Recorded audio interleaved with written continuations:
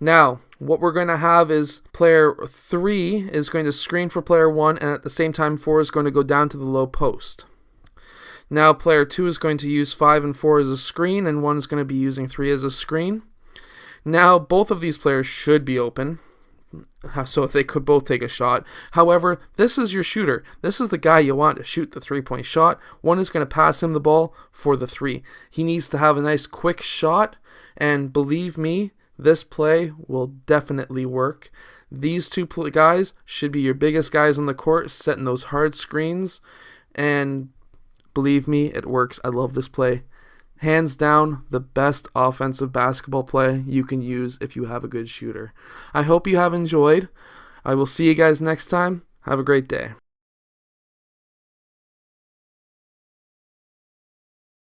So going on from there, how I like to teach my team this defense is to set up 5 players and a 5 out around the 3-point line.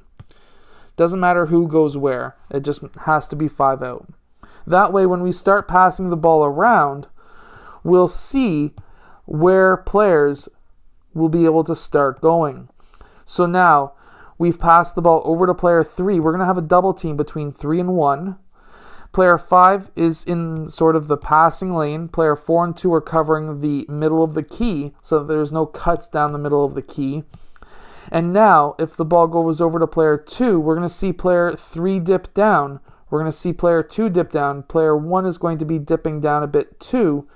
Player 3 is playing the passing lane. 4 and 2 are covering the key. However, player 5 is going to need a pop out, which means player 4 needs to be covering this block, because sometimes there may be a player down in that low block.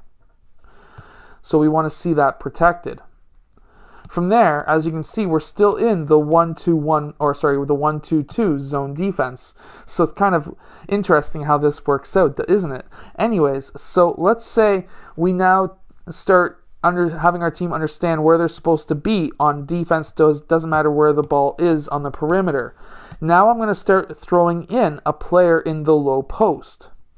That way, if the ball goes into the low post, we can see what our players are able to do. So if the ball goes into the low post, I want to see player 5 dip down, not going in and double teaming, because now that could be a massive mistake, because now player 2 is wide open for the 3.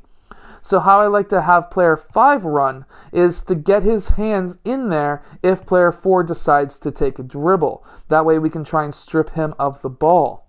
Meanwhile, player 5 is still in the middle and able to cut off passes and be quick out to player 2 in case player 2 is to get the ball passed back to him. If the ball is back up top, we'll start having player 5 move back down. Player 4 may take a step or two away from player 4. Player 5 is playing in between players 4 and 2. We're going to see player 2 red start moving back up, still covering that passing lane in case somebody was to cut back door. Player 1, he's going to be moving back up and over, and we're going to be seeing if the ball gets swung, player 1 needs to then move. We're going to be moving our defense back around. And now, let's say we move the ball over towards this side. We're going to see player 1 and 2, they're going to be covering. We're going to be seeing player 5 covering the middle, player 3 covering the middle of the key as well. And we're going to continue to move this ball around over towards this side. So now we can have a defense that is still covering the main objective, which is covering the main key itself and limiting shots from the 3-point line. I personally really like running the 1-2-2 if your team has the ability to think the way they need to run this defense.